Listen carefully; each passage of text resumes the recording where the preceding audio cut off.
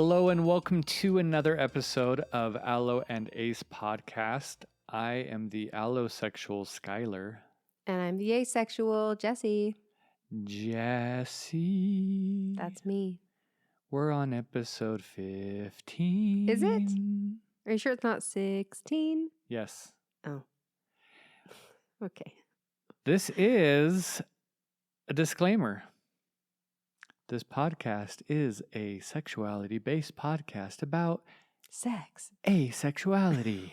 I just wanted to say that. It is. It's about asexuality and sexuality in general. We cover a variety of things in this podcast that could feel triggering. So definitely make sure you're watching your mental health while you are listening in. I do try to add anything in the show notes that we discuss that could be triggering. Obviously, I don't put everything in there. I feel like most people who are triggered are probably triggered by sex, self-harm, and SA are the primary three. So Yeah. if we discuss any of that, it will be in that. Well, and usually I think that the easiest target that happens with our podcast is when we talk about the different triggers that maybe happen during the week and whatnot. Yeah. So yeah, just watch your mental health while you're listening, okay? Also, we are not professionals. No, no, we are not. We just play one on TV. What? Wait, what? You know, like the whole, I'm not a doctor, I just play one on TV. Right. Yeah. Right. Yeah. Gotcha. Yeah, we're not professionals. We are just speaking off of our experiences and what we've observed in our own relationship and in others. Yeah. I suppose. We try to educate ourselves. We are not always correct. Our podcast may not hit the same for everybody. And so just take what you want, if you want anything from it. And yeah. Yeah, definitely reach out, of course, like everyone has been. Please continue to reach out. Let us know your thoughts. Ask us any questions. And we're happy to be here. Yeah, we are on all platforms, basically. And if you prefer to email, you can do so at alloandacepodcast@gmail.com. So while we're recording this, I promise I have this plan after we're done that things should be on the website for merch. I know, I'm sorry. Just don't hold your breath. No, but kind of do a little bit. No, because you won't return if you do that. No, I do have a plan, everybody. I want to eat some pizza and I want to get the things posted. And those things, I'm going to say it here, right now. Those things will include at least several shirts, at least several stickers, and a Stanley type mug, and also a coffee tumbler. Skylar? Why did you just say that like a Valley girl? I don't know. Like the voice, the vocal fry? Yeah. Is that what you're talking about? Ew, I'm grossing myself out. Stop now. And the coffee mug. I probably do it naturally sometimes without knowing. Probably. Honestly. So anyway, that's yeah. Well, we're only 4 minutes in, so that's good. What is that supposed to mean? We haven't wasted 15, 20 minutes yet. We never waste. Come on. It's never a waste. No, and you haven't even asked me how I'm doing yet. I know. Hey, Skylar, how are you doing? I am doing pretty good for a Tuesday. Oh, for a Tuesday. Well, if you would have asked me yesterday, it was a Monday. Oh, it was a Monday. It was quite the Monday. Mm-hmm. So, but I feel like today was quite the Monday for you as well. So thank you. Yes. I didn't have a lot of time to, I don't know. I was out pretty much all day long visiting clients and doing meetings, whatever. So businessy things. So I can't complain. I feel like I'm in decent spirits right now, and I'm excited for our upcoming trip in a couple weeks. Yes, that will be very good. We may record a podcast episode ahead of time and schedule it to release while we are gone. but we don't know yet. So, We shall see. Jessi, Yeah. how are you doing? I am in I don't know, I kind of feel apathetic. I felt kind of nothingness today, and I don't know why, and it's very annoying. I don't like it. I'm like, I can't stand the way I feel right now. Almost where you feel like you can't stand yourself. Yeah, it's not a good thing because, you always have you.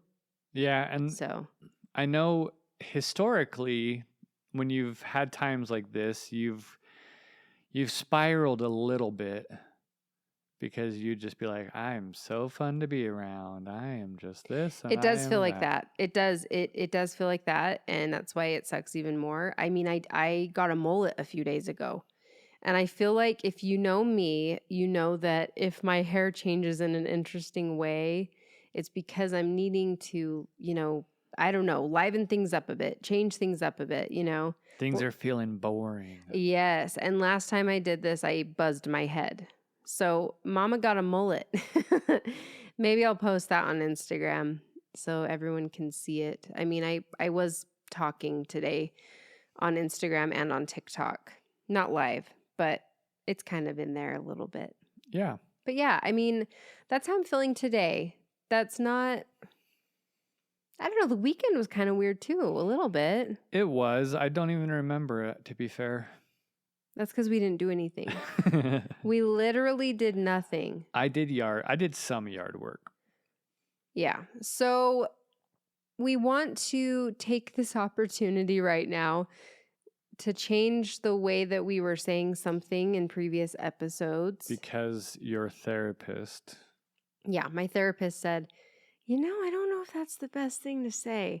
And I've thought about it a bit more, and I'm like, it probably isn't. So the thing that we want to change is saying, what was the asexual moment or moment of the week?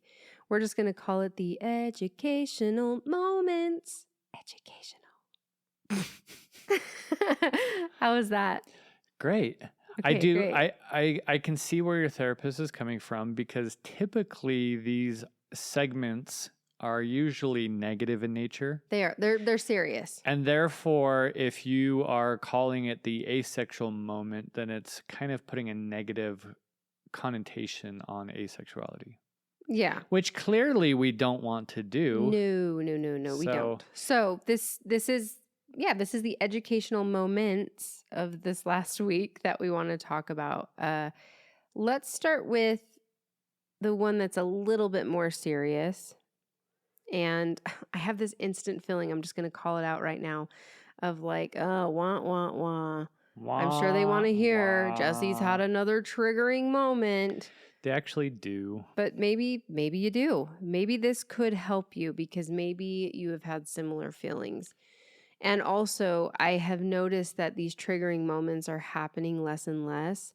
So it's interesting when they do happen.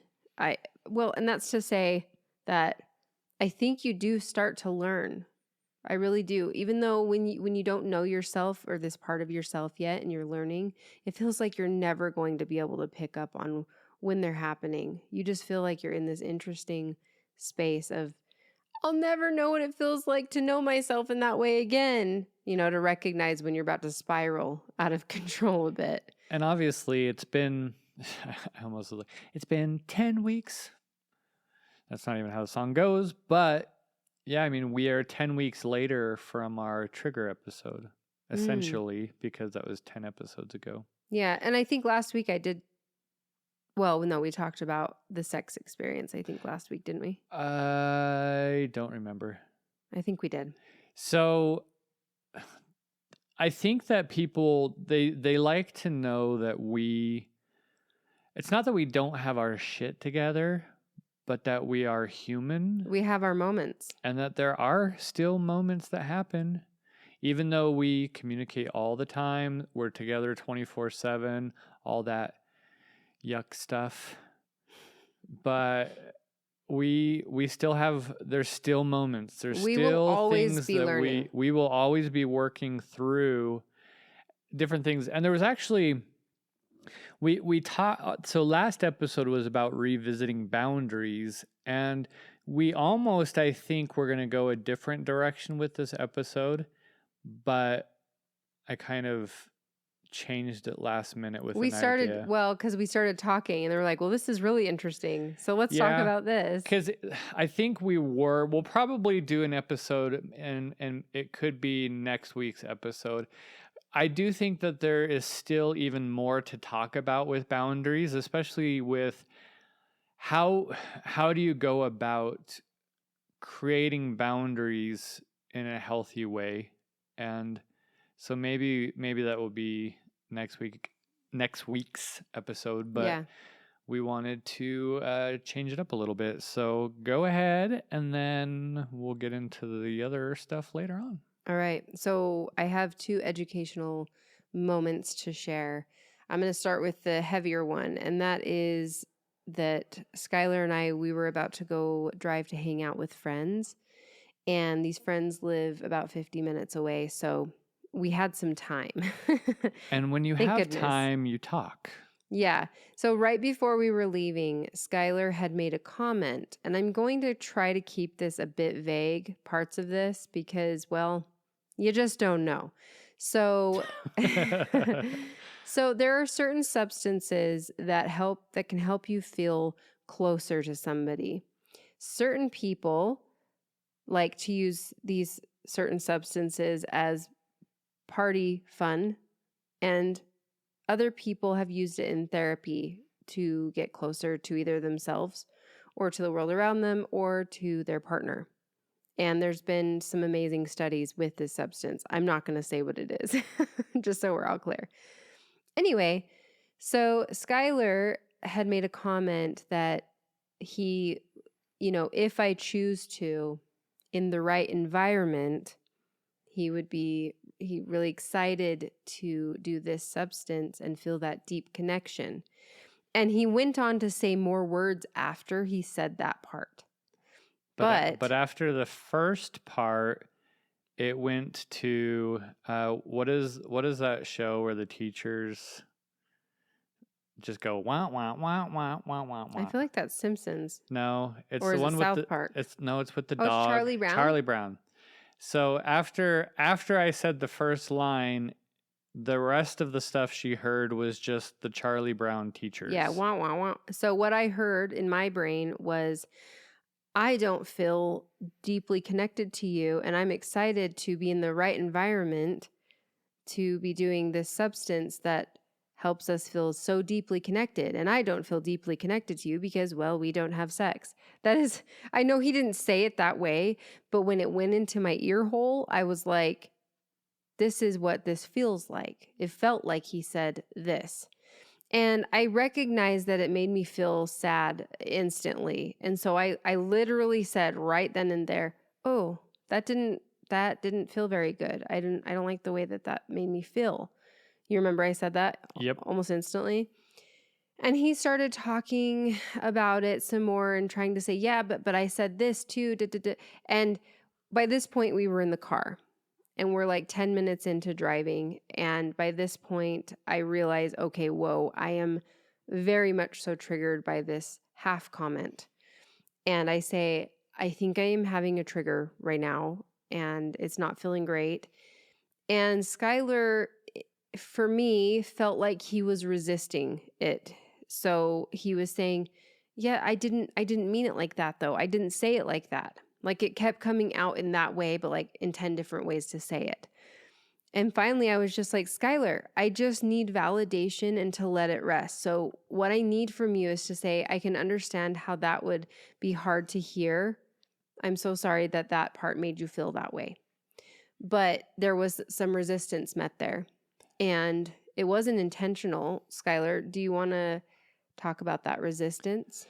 Yeah, so the reason I had some resistance is because other triggers that have happened are typically because I did say something and it was a poor choice of words. Mm-hmm.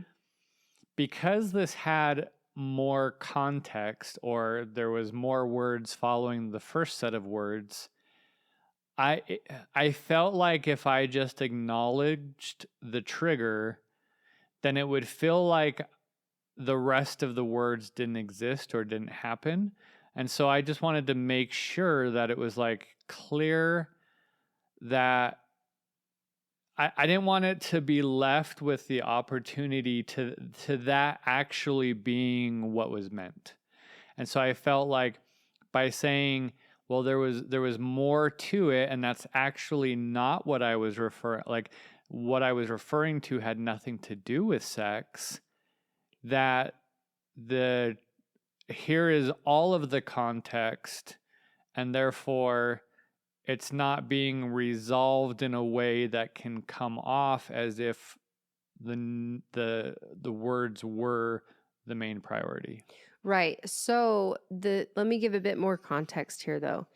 In previous times of experiencing this substance in certain environments, we have always had sex while experiencing this certain substance. And it's been hours of sex.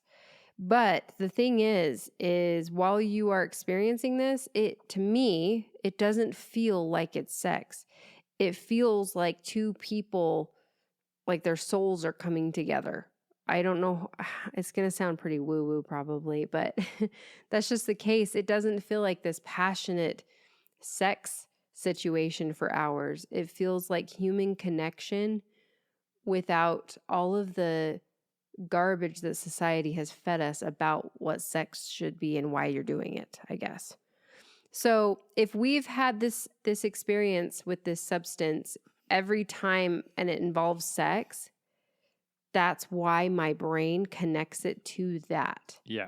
And then also, I realized during this trigger that whenever Skylar brings this up, what it feels like in my head is I can't wait to have sex while experiencing this specific substance with you again, which then sets off this pressure feeling of like, when are we going to do this again?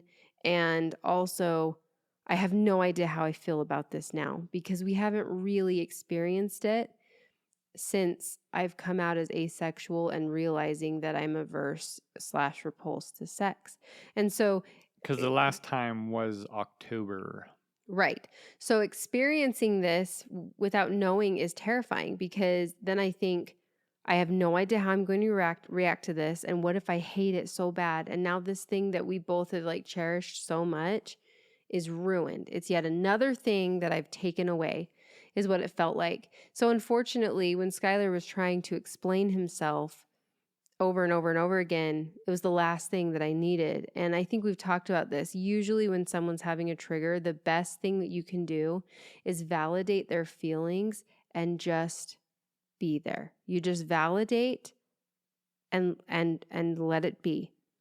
And they will usually guide you more. If you try to resist, like my brain is already so scrambled, I can't even express fully how I'm actually feeling because I am so deeply in this trigger at this point.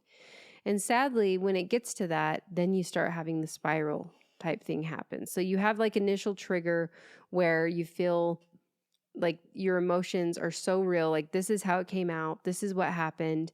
And then if it gets to a worse point, then you spiral into more negative feelings. And I did actually capture this in a note right as I was coming down from it. So you can look at it kind of like a journal entry right after this whole thing happened. And I will say what certain things mean after I read this through. It says, Skylar brought up feeling excited to feel a deep connection during a certain substance experience when and if I choose to do that. I instantly related that to sex and pressure of when this substance will happen next. I relate sex to this substance because that is a big part of feeling so deeply connected during said substance. I only know that to be the case. I don't receive the validation quick enough, and it even feels like he's fighting the trigger, which sends me deeper. I spiral. I'm so awful to be with. I should just be alone. He has to deal with so much. 1, 2, 3, 4, 5. 1, 2, 3, 4, 5. 1, 2, 3, 4, 5. Such a bitch. I ruin everything. My asexuality ruins me as a partner in my marriage. I'm awful to be with. 1, 2, 3, 4, 5. I take everything away that could be enjoyable to an allosexual. I will never be enough. 1, 2, 3, 4, 5. So what I realized was while I was going through my spiral, I thought maybe if I start counting, then I will stop the spiral because my brain can't think of both things at the same time. And at first I started saying in my head 5, 4, 3, and I got to 3 and I was like, that feels like I'm counting down to being explosive or something, breaking down even more. So I immediately switched it up to 1, 2, 3, 4, 5. And it did help. It did make it so I couldn't continue over and over and over again. But it still had its way of just pushing in there, even still. It did help though. So I don't know if that could help somebody else. So anyway, by this point in the car, I have tears streaming down my face. I am a little bit of I'm having a little bit of a breakdown. And we are about, what would you say, 30 minutes away from our friends? Yeah. Yeah. And I'm just like, I'm trying not to just completely lose it because I don't want my eyes to be all swollen and it's going to be fine. It's just this thing that happened. And we sat there in silence for a little while, didn't we? Like no radio, no nothing. Nothing. And so, Skylar, I want to ask you, how did that feel to you when I read you the note of all of the things I was thinking in my head? It's hard because it's something that you've been struggling with for quite a while, even before you came out as asexual. Yeah, before I just thought I didn't know what was wrong with me, in quotation marks. So, if anything, I don't ever take that personally. Like I don't take it as anything against me. Mm-hmm. I just feel bad that you're having those self-sabotage moments. Yeah. And at the same time, there's nothing I can say or do Well, other than to a degree. other than like if I was to just acknowledge the trigger and apologize and not say anything further. But it still doesn't, even if I did that, you still to a degree have it because you go, he has to apologize and how It's true. fun. It's true. I feel so bad because it couples, it piles up, it pairs with, he has to deal with my sexuality, and then it pairs up with, I'm such a bitch. Why do I even bring this stuff up? Why do I even have to do this? You know, it all couples together. Yeah. It's awful. But I will say this. I think I'm recognizing it quicker. I'm voicing it. Obviously, I just said that I tried this new technique. It just popped into my head and it worked. It was helpful. I was totally fine the rest of the night, wasn't I? Yeah. I really was. I had this big moment, right, for 50 minutes in the car or maybe 30 minutes. And then things calmed down and I came completely away from that trigger. So it does get better. It does. There is hope in the chaos of figuring yourself out again. And I will say, like, even though I didn't acknowledge the trigger in a timely fashion in a way that I should have, I will say that for the allosexual partner, it's also good if you don't have a negative reaction to, because I wasn't having a negative reaction to the trigger. I think I was speaking pretty normal. No, you were just trying to explain yourself. Yeah, but if I would have reacted negatively, or if I would have been like, oh my gosh, not again. Like, why does this keep happening? Like, can you just for 1 week not freak out or not take something that I said like wrong? If you were reacting to me that way, I swear on everything, there's just why? Like, what's the point? What's the point, right? I think, again, and this might be the answer to a lot of things, is ego. Because if I have an ego, if I take it personally, if I take your trauma and because it's one thing to just come out whatever and live your life. It's another to come out, and we'll get into this in a little bit, but coming out in a way where society is against you, Mm-hmm. and your own partner is potentially against you.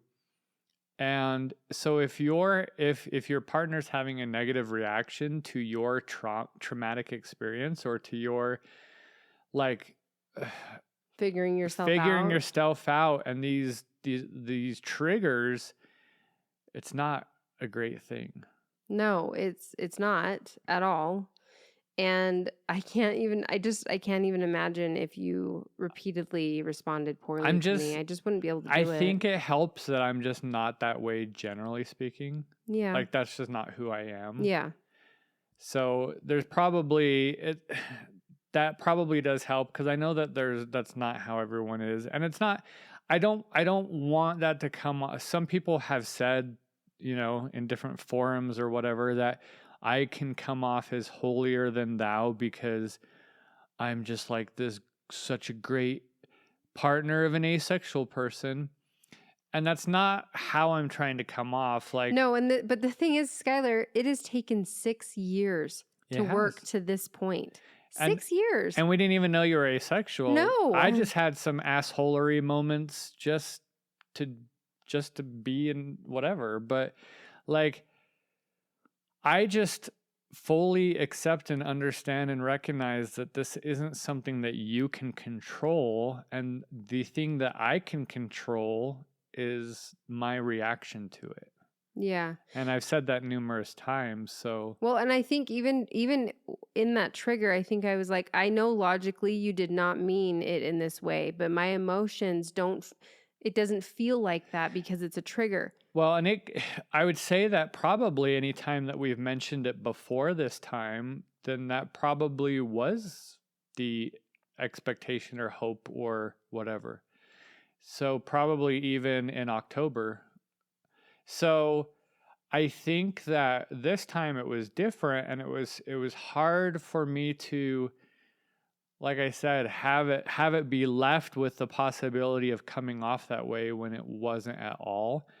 And I do understand like why it would come off that way. Well, yeah, you've made comments like, even if we only have sex while we're having this experience on this substance, even if it's only during this, you know what I mean? Yeah. And it's so heavy. Even if it's like, oh, if it's just this, I can handle that if it's only these times. But then like I take away only those times. Yikes. That just so I guess there's still, there's still, even on our end, there's still a lot that we're unraveling and figuring it out. And every sexual experience we've had has led to further, I don't know, educational moments and learning and understanding and acceptance. But like, honestly though, how exciting is it that we get to be together through this and communicate through this? You know, it's great. It's exciting and scary. It's all of the things to be figuring yourself out. And as long as you feel safe within your own body and have a safe environment, I think it can be looked at as an exciting thing to a degree. Maybe flip the script there a bit. Yeah. Because I know certainly it's felt like, oh my gosh, this is so awful to deal with. So sometimes I think maybe flipping it to, what new exciting thing do I get to discover about myself so that I can better understand myself? And I'm sorry that triggered you, because we had a great day up until that point. Mm-hmm. Like, I think even before the comments, before I said what I said, we were like laughing and joking and like smiling, and we were excited to like go hang out with friends and go do all this. And then it was just like instantly. Yeah. Like a snap. Yeah. It's not fun. So that's the triggering moment that happened. And It did help to write it out, and I did read it to Skylar. Yeah. So that leads me to my next educational moment. Educational. Oh, you were supposed to say educational. Educational. That happened today, as a matter of fact. So. Do I know what it is? Yes. Okay. Yeah. You're going to be like, duh, I do, once I say it. So we have 6 kids between us. Oh, yes. See, there it is. There it is, light bulb. And I've talked about this before, but my oldest son, my oldest child, is asexual and possibly aromantic, but definitely is asexual. So today he calls me this morning and he is so excited. He's like, Mom, I'm watching House and there's asexuals on House. And I was like, oh, cool. Okay, well, what's the story? And he's like, I don't really know because I paused it right when they said they were asexual and called you. And I just thought that is so freaking cute that my 15-year-old son is calling me so excited to see this representation of not only himself, but his mother as well. His mother. So he was telling me that this couple came in to the doctors and they were explaining that I think she was sick, but there's no chance that she's pregnant because they don't have sex. And they were like assuming that maybe they're just going through a non-sex time with each other or something. And then the couple says, well, no, we're asexual. So that's where he paused it. So then I said, cool, let me know how it goes. Hang up the phone. And Jessi got excited and recorded a TikTok. I did. I got so excited and I went in the family room and I was like, I'm going to record this really cute, cozy TikTok about this whole experience of my son calling me. And so I do. And it's great. And I'm so excited. And then very quickly after I posted it on TikTok and on Instagram, there were comments coming in of like, it's not great. It's not great. It's not good. The House episode with asexuals, not good. And I'm like, uh-oh. So then I'm thinking, I'm sure he'll call me. Hopefully he'll call me. And sure enough, like 30, 40 minutes later, he calls me and he's like, Mom, it wasn't good. And I'm like, oh no. Others were saying that what happened. And he went on to say that the husband he has a medical situation going on and that he's not asexual and he also has erectile dysfunction and that the wife was faking being asexual because she didn't want to make her husband feel bad. But then it got even worse because then Sam, my son, told me that the doctors were making bets on if it was real or not. I have not seen this episode myself, but from what others have said, that is the case of what happens. And they've also said it's worse than you even think. So that sucks. That is terrible. However, this thing that happened today, it gave the opportunity for my son to not only call me once, but twice about this experience that he was having. And even though it was a negative representation, it had us talking about, what does this mean for the asexual community? And how is it not great representation? And how could it be better? That kind of a thing. And so that's amazing. And also, we need and deserve so much better representation. We deserve accurate representation.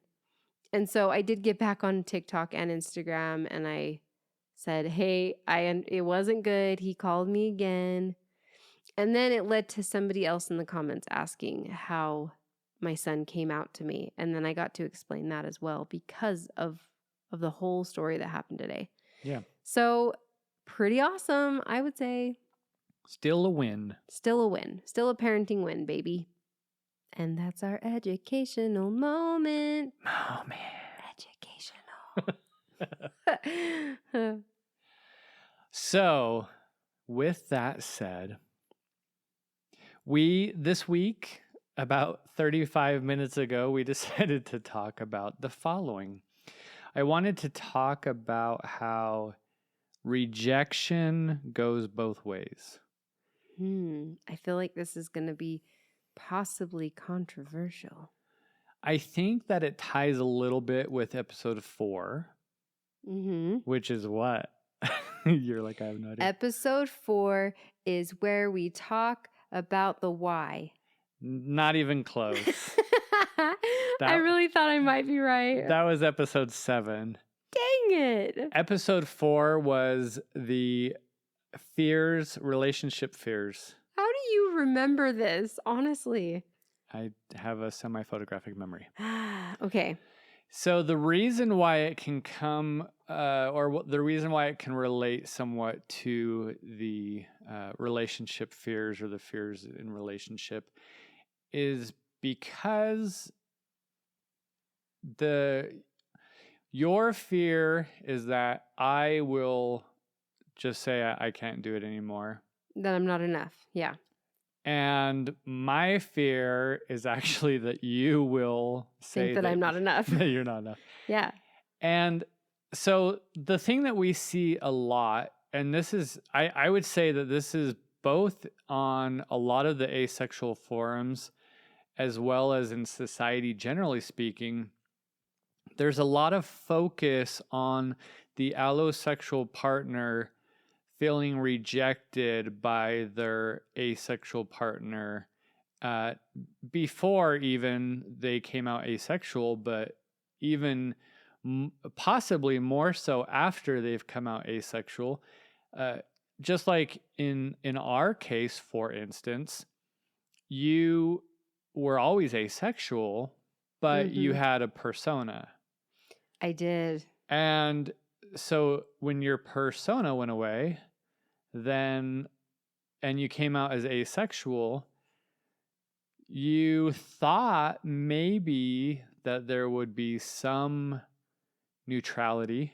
I did. I even thought favorable in the beginning. Yeah, and I would say in the beginning you were like, yeah, I mean, that's fine. I like sex. Yeah. And so what happens is as you get more comfortable with me accepting your asexuality, and as I get more comfortable with me accepting my asexuality, then you're left though with there being a focus on the lack. Yes, and there's a focus on the lack on both ends. And what happens can be. Yeah. There can be. And what happens is when so if I am feeling, if I had a lot tied to, and I'm not saying that this is wrong because there's a lot of people in this boat. There's a lot of people that tie a lot of rejection around sex and sex not happening by their partner. So if as an allosexual, I'm feeling rejected by my partner because they don't, one, have any sexual attraction to me, but then also they don't want to possibly even have sex with me because they're averse or repulsed, then there's a lot of focused about the rejection on the allosexual side. Yeah. Wait, true or false? My story is that when an asexual comes to their partner and says to their allosexual partner, I'm not sexually attracted to you, I'm asexual, the allosexual partner thinks immediately, they don't like me at all. I would say that there's a lot of truth to that. Yeah. Especially, I would say that when a lot of people are figuring out the asexual part of it, when they're making that click, there's already been some tension in the relationship. Yeah, probably, yeah. And so then it becomes, this, well, you don't like me, you don't want to have sex with me, and now you're not even sexually attracted to me, so why are you even with me? And then the worst thing that the asexual could say is, I was never sexually attracted to you. Yeah. This isn't, talk about day one. You could say, though, I'm not sexually attracted to anybody. Yeah. I love you and I love being with you. Well, and that's where we talk about in episode 6 about the worksheet, workbook, and trying to figure out all of the reasons why you are attracted to them in a non-sexual way so that you can, See use that. Yeah. But there's a lot of, I would say, the microscope, or there's a lot under the magnifying glass for the rejection that the allosexual feels in the relationship. Okay, explain. So on asexual forums, even asexual people are saying, my boyfriend, my girlfriend, my partner wants sex and I feel bad because I'm not giving them sex, or I'm not in the mood, or I don't want to. That gets posted literally every day. And like dozens of times, hundreds of times, maybe even. And then you have on the partners of, asexual support, where they're just talking about how much they are rejected by their partner. Mm-hmm. And so there seems to be, from both sides, from the asexual side and the allosexual side, about talking about the rejection that the allosexual partner feels. Yes. A lot of focus there. And it's not what I'm not seeing a lot of on the asexual forums on the asexual side is the asexual partner talking about their own rejection. Yeah. As a partner. Meaning that the asexual partner is, I would hope they feel like they're giving their all in the relationship, and their all is rejected. Well, and not only that, but even the other asexuals to other asexuals, there's not a lot of, there doesn't seem to be a lot of empathy. There's a lot of, you just need to break up or get a divorce. Oh, you mean the asexuals that are commenting back? Yeah. Yeah. So there's not a lot of like, no, you're amazing and you're worth it, and your partner should see that you're worth it, and you guys should be able to work it out if you really want to. It's literally, you should break up because it's never going to work out in the end. But there's a reason that that's like that. Unfortunately, it's very sad. There is a reason. The statistics are not good for us, Skylar. They are not great, but they are not zero. They aren't zero, no. But everybody's treating it like it's zero. They are. But I think that's coming from such a place of so much hurt, of so many bad experiences trying to be with an allosexual, which also is kind of interesting because these relationships aren't working, mainly because the allosexual feels rejected sexually. The asexual feels like they're rejecting their allosexual partner. And then the ultimate form of rejection is the allosexual breaking up with the asexual. Yeah. Right? Yeah. I mean, not to say the asexual might break things off too because of rejection. Honestly, that's what it comes down to.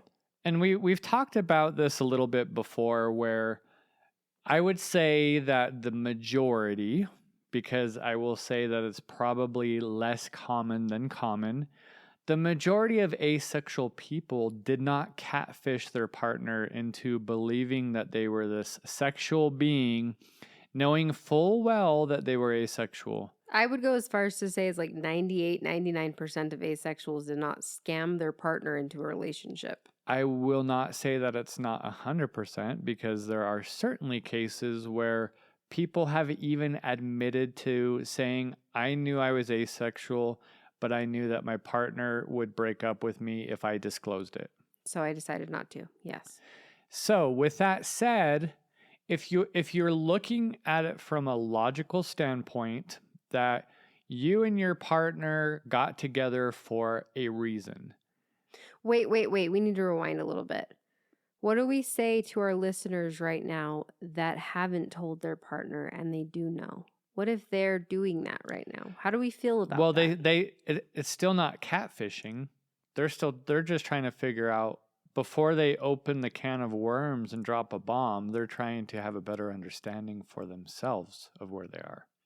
Are we specifically talking about people that definitely know that they're asexual, they're going out there, they're dating, they're starting relationships and choosing very full-heartedly not to disclose that they're asexual? Yes. And That's not what I'm talking. That's not who I'm talking about right now. But that's when I use the word catfish, which may not sound great. no, I just don't want people to feel that, the ones that are still trying to figure themselves out and navigate this, that are a bit scared because, hey, this is a lot. You're figuring out your sexual orientation for the first time, actually, and you have no idea how to communicate it. You have no idea what's going on. And so I can understand in those situations that you don't know how to broach the situation. You're saying in a dating experience? In a dating experience, or I mean, I guess if they're already together and then you figure it out, that's void already. Like, yeah. You can't say that person's. That's what I'm speaking to. Yeah. I would say though that anytime you're starting off any relationship in a dishonest manner, Yeah. then it's not probably going to end well. No, honesty is best. So, and then I was going to say, like, honesty is best unless you feel like it could be dangerous to be honest. But then it's like, wait, if you feel dangerous, then you shouldn't be with that person. Yeah. You shouldn't continue on. Well, and there's further it. We are so sidetracked. I would say that obviously, like, if it's a first date, you don't have to disclose it. And if you're going to feel danger, then don't disclose it. But don't continue a relationship onto a committed level without disclosing it if you fully know that you're asexual. Because you're starting a relationship off in dishonesty is not going to end well. Starting a committed relationship off with dishonesty. Yeah. Well, that's what a relationship is.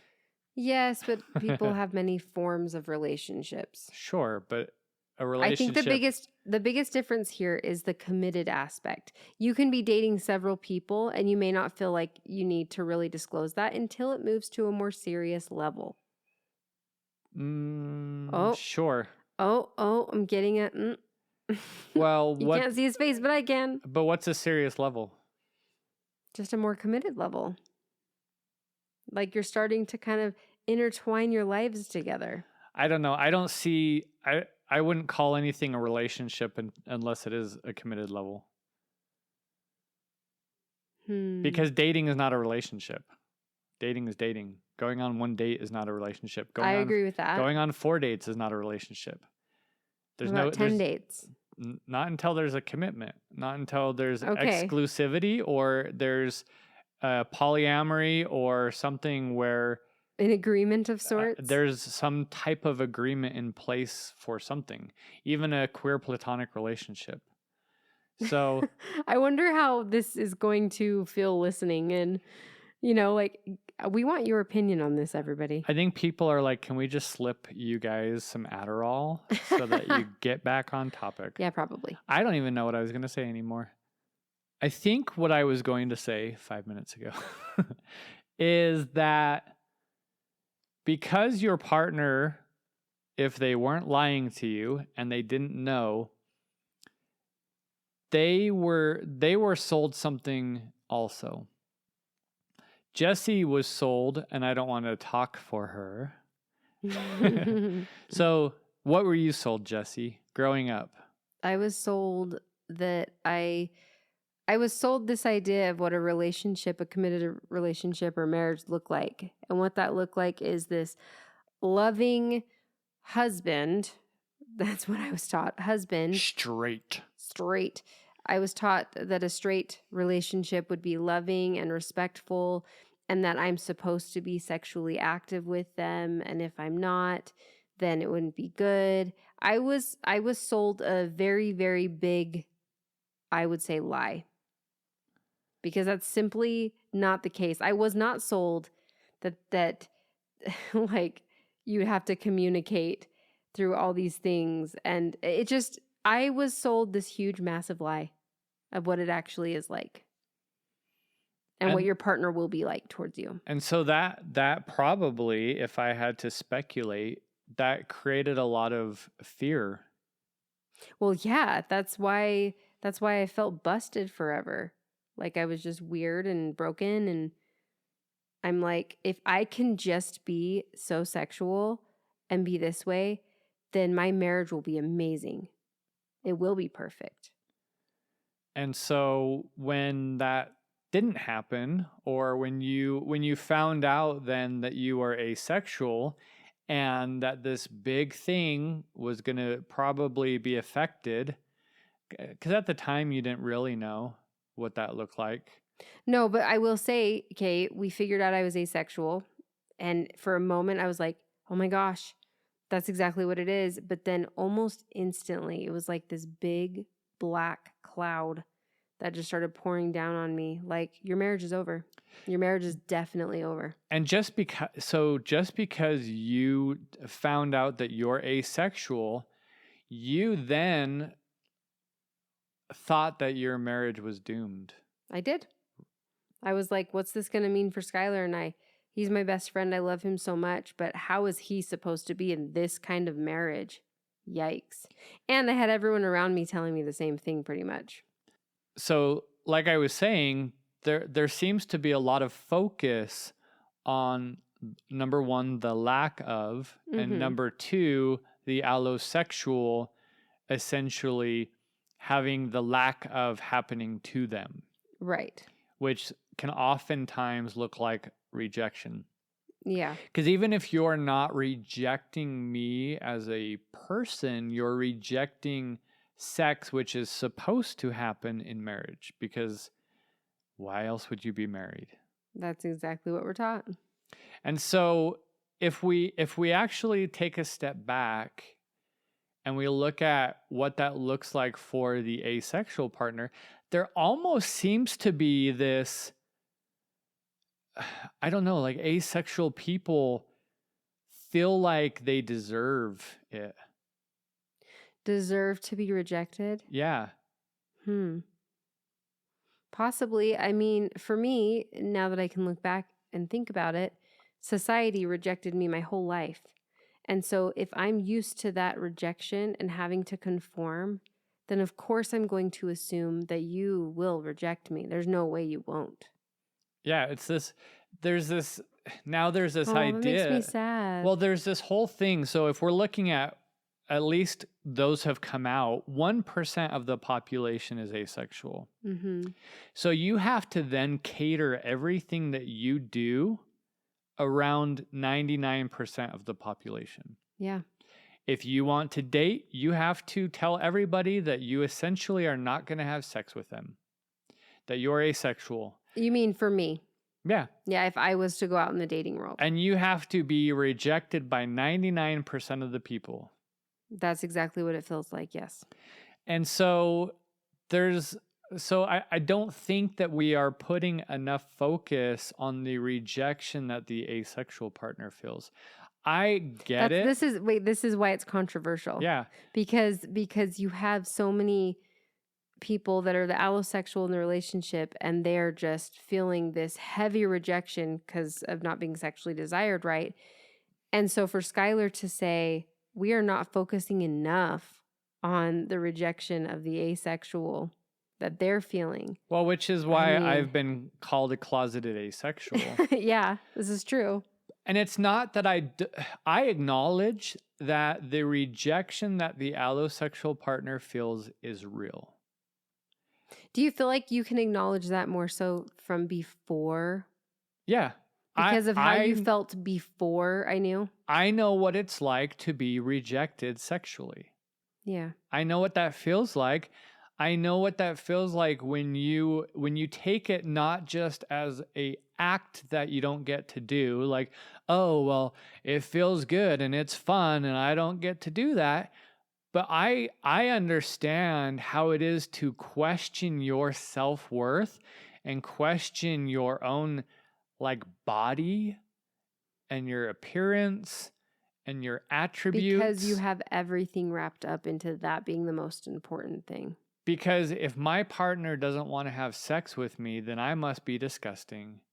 And there must be something wrong with me and my body. And you know what's so sad is that it's really just so far from that. Like your partner loves you so much that they're trying to explain so hard, so much that no, I don't think anything like that about you. I just don't look at you in that way, but I don't look at anybody in that way. Like, it's so hard to know that that's the way that you put so much self-worth in that. And I mean, the rejection was thick Well, before I knew. and the societal expectation for sex is so prevalent that it's considered natural. Like, whatever amount that any allosexual wants to have sex, I won't say never. There's hardly ever an amount that seems unreasonable. I think when you start getting into multiple times a day, people are like, "What? That's crazy." But there are people, even women, when we're watching like Love Island or whatever, or they're like, "Oh, I could have sex multiple times a day." I don't believe them. But you're asexual. I know. Because I could have sex multiple times a day. Like, I literally could. It wouldn't be because I have to. It wouldn't be because there's like this craving to. It's just simply that I could, and it would be like, it would feel good. But no, the way they're selling it on TV is like, "Oh, I just love it so much. I could do it so many times a day.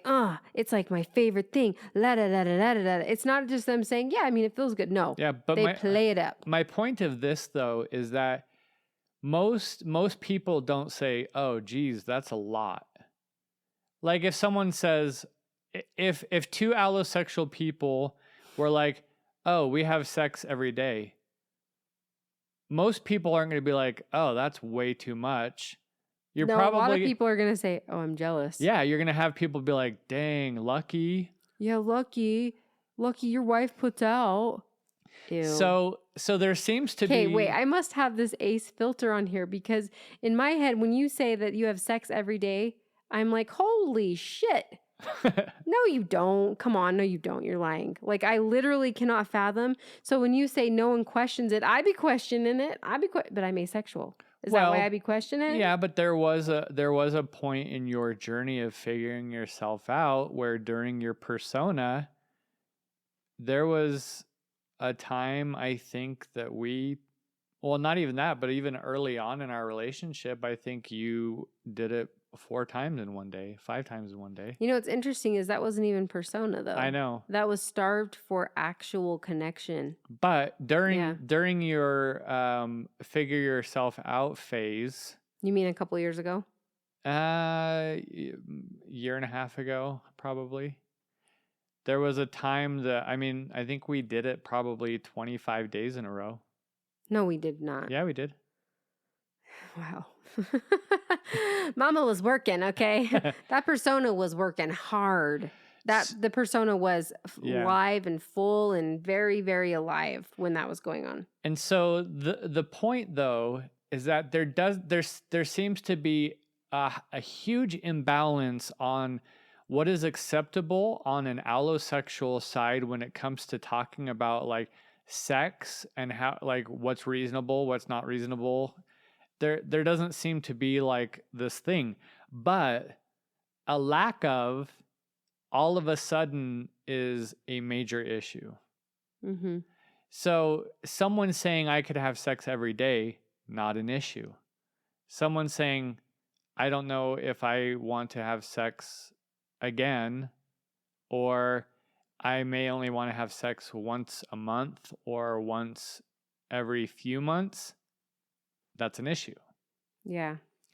And so the rejection from, again, we understand, or at least I understand, the rejection side of the allosexual, but I don't think that there's enough focus put on the fact that the asexual partner is being not only rejected by their partner with how they're acting or how they're reacting to their partner coming out asexual, but they're also rejected by society as a whole.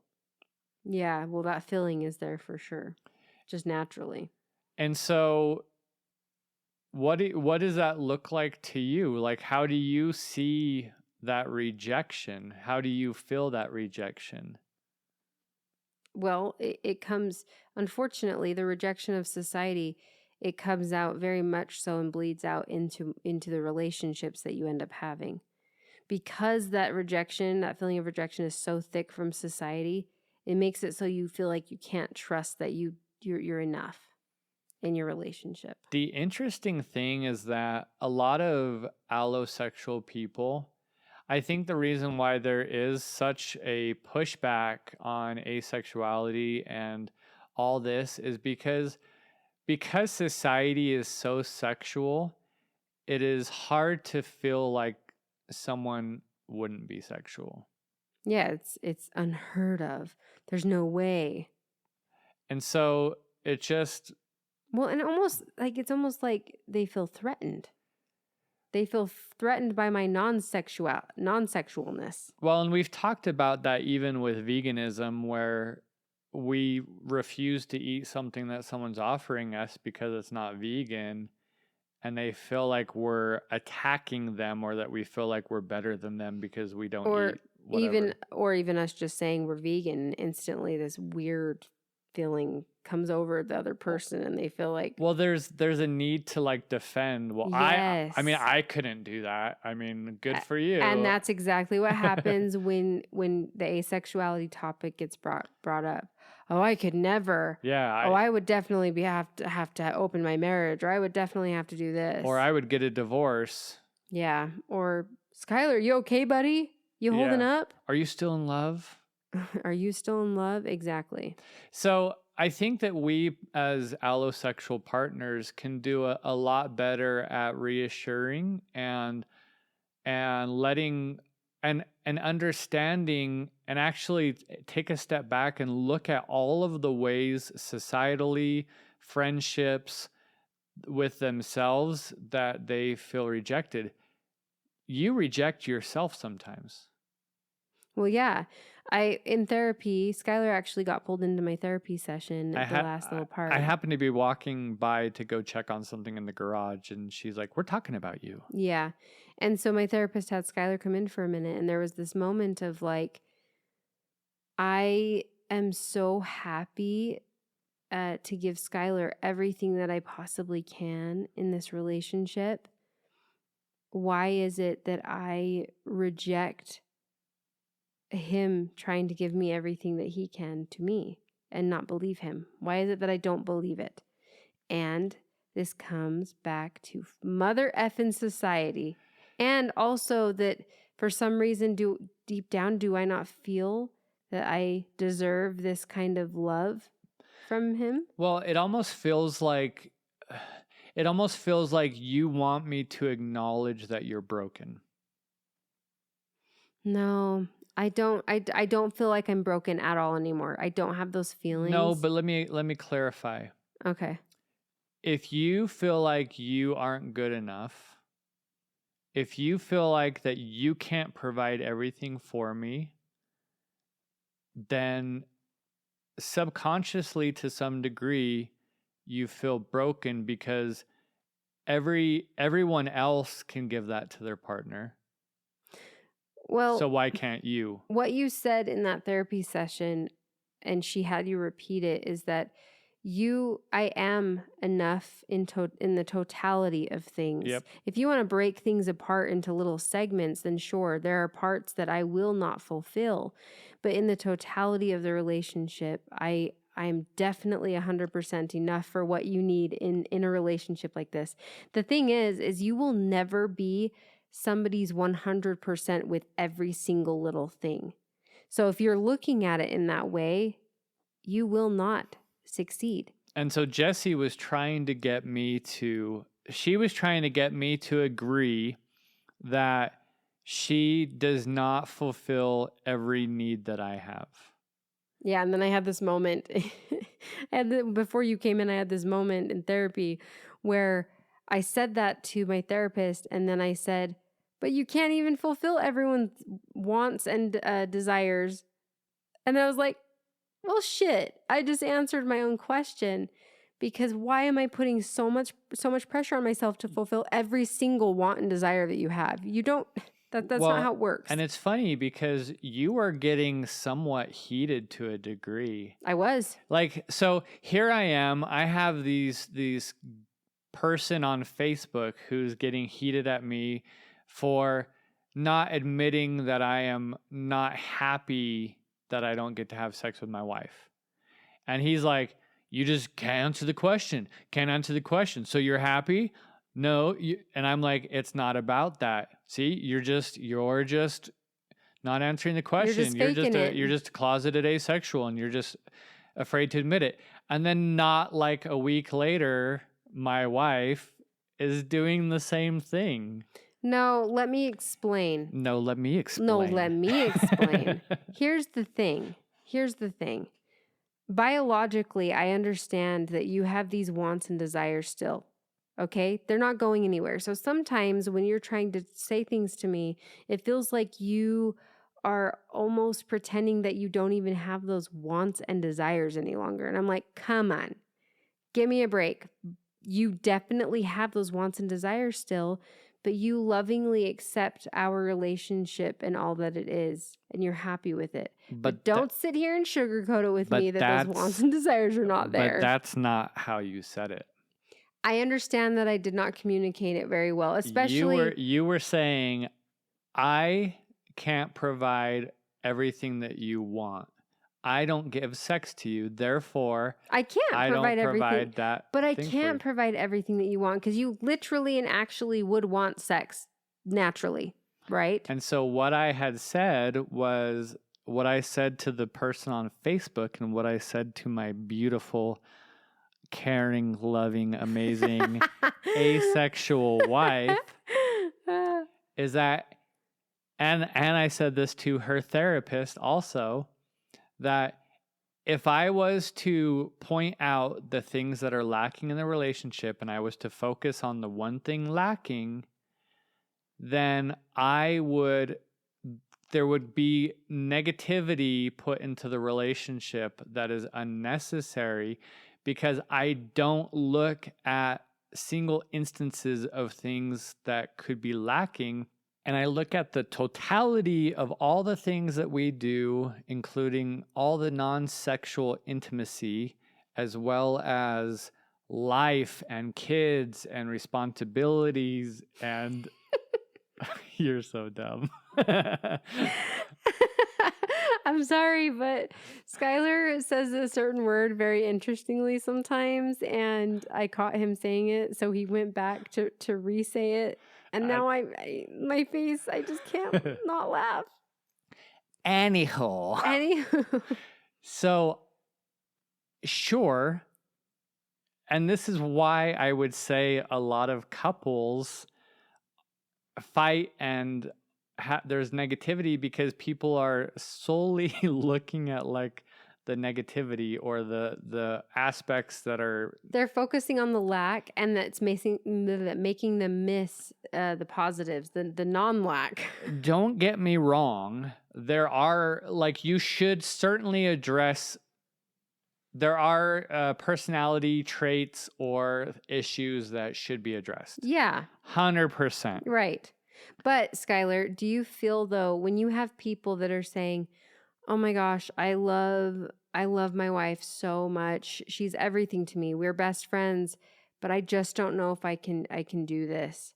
Or do you feel like, are you kidding me? You are going to miss out on the best relationship you probably could have. If that's how you really feel, all those things you just said, you're going to give all of that up for this? You can work through it. Isn't that what you think? Like, oh man, that's sad. You think it's sad that they can't get to that place of dropping the hierarchy with sex. But there's not a hierarchy. Oh yeah, that's right. There's not, according to Rabid Fox 22. Just kidding, I just made that up. I don't know what their name was. I will say that and we've talked about this, there are people who that is a priority in their relationship or in a relationship. And if that's a priority. But I'm talking about the people that highly, highly value their marriage and say, my wife is literally perfect for me in every way except for this thing. I would say that if the couple themselves are not open to ethical non-monogamy, like that's not an option, and then it just becomes I'm getting a divorce because sex. You think That's that's sad? that seems like there might be some regrets down the road. Okay. But I will say that there's probably a lot of relationships that there's a lot more going on. They think that there isn't, but there Yeah. is. Yeah. So with all this said, I didn't get a correction from her therapist, so I think my answer was good. She did say she wants to have a couples therapy session one of these days. No, she said on Monday. Oh, really? Okay. Looks like I know what we're doing on Monday at 4:00. Yeah, that's right. Which I'm fine with. I don't have a problem with that at all. I just really am at a place where I look at the totality of our relationship. I don't look at the missing thing. Yeah. The And whole thing makes perfect, clear sense to you. you can't control it. You were sold your own thing. And this is new. This is something, it's not going away. It is what it is. And I get to choose how I react to it. And we get to strengthen every other aspect of our relationship, which I would say that we are in a far better place than we've ever been. Which, not to say like we've been great the last 6 years. The only hard thing really between the two of us has been figuring me out why I feel the way I feel. We didn't know. That was the only point of contention, I really feel like, don't you think? Yeah, there's never been a place where we haven't talking. We haven't talking for hours. No, that's true. Or like slept in different rooms or anything like that. I don't know. Slept in different rooms due to anger. Yeah, I'm like, have we slept in different rooms? I don't think so. No. But I would say that our relationship has been amazing, mostly. And now it seems to be pretty freaking amazing. Yeah, if we thought it was amazing before, wow, we didn't even know, did we? Nope. Just soak that in. Bring it all in. So just have some empathy, have some understanding for both sides. Yeah, didn't I say there is so much more that this Allo and Ace couple, there's so much more that they actually feel so similarly on that they just don't even know it because they can't figure out how to communicate it. It's really sad. There are way more similarities than you may think. I do think that the asexual partners could probably show a bit of empathy with the idea, or not making the allosexual partner feel disgusting for their sexuality. Oh, yeah. That's really important to not make them feel dirty unless they're asking you to do some really interesting things that you literally feel are. Well, I'm not saying it has anything to do with you, but just for, like, if you were to say, I can't believe that you take care of yourself every day. That is so disgusting. Yeah, I can't even imagine saying that. Personally, I don't feel like that's my business. That's your relationship with yourself. That's my relationship with myself. That's right, baby. So I do think, though, that there are, and we've heard from people where their partner thinks that they're disgusting for the cravings and the sexual desires that they have as an allosexual. Do you think that the asexual could be saying those comments or feeling that way because their allosexual partner won't stop making comments to them? Not necessarily. I do think, because even now as we watch shows and stuff, as you're getting more comfortable in your adverseness or repulsivity, I don't even know if that's a word. Yeah. Worse. I don't know if that's a word. You are making more and more comments like, ew, gross. Oh. Yeah, but it's at the TV. I know, but I'm not saying you're saying that towards me. I'm just saying like even you yourself are starting to be grossed out more with the allosexual, allonormative like sexuality. Yeah. And so I could see how someone who is averse and repulsed to sex could have a disgust. I just don't need to hear about it. Well, I'm saying or hear it. I'm saying towards their partner. Right. I just don't need to hear about it or hear it. But I'm not talking about that. I'm talking about you just knowing that your partner wants to have sex and wants to be all passionate. Like, all passionate. I wish you could see Skylar's face when he's saying these things like this. And my body movement.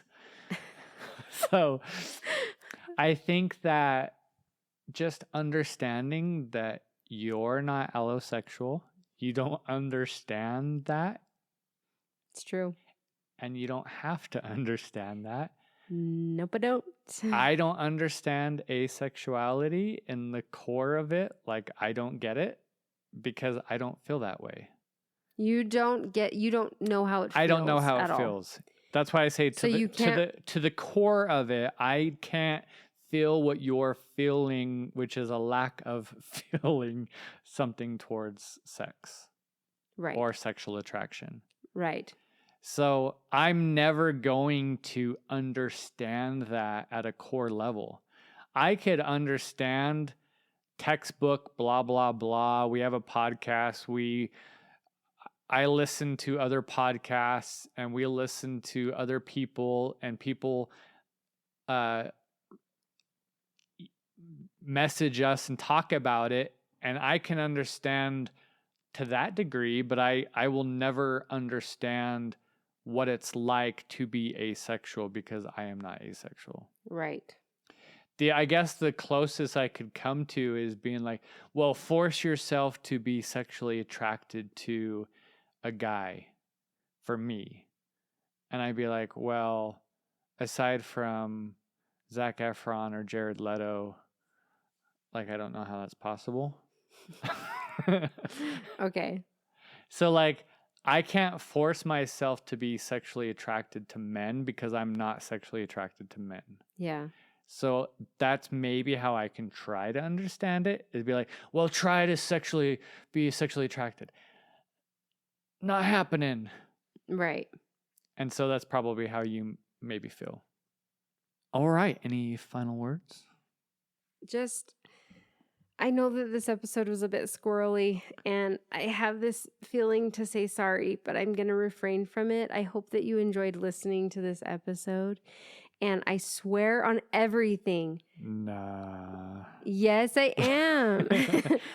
We're going to have pizza and we're going to turn on some trashy TV and I'm going to get things up. You're going to get things up on the website that I tell you to put up there. Okay. That's what's happening. So everybody keep an eye out for fun, awesome, amazing merch. Yeah, I think that I even registered a specific domain for it, but I don't remember what it is right now. Right. Oh, also a big, huge thanks to anybody that sent us coffees and just anybody messaging us. Please message us. We love it. Yes. What was that? I don't know. Yes. All right. We will talk to you next week. Have a beautiful time. Yes. Bye. Bye.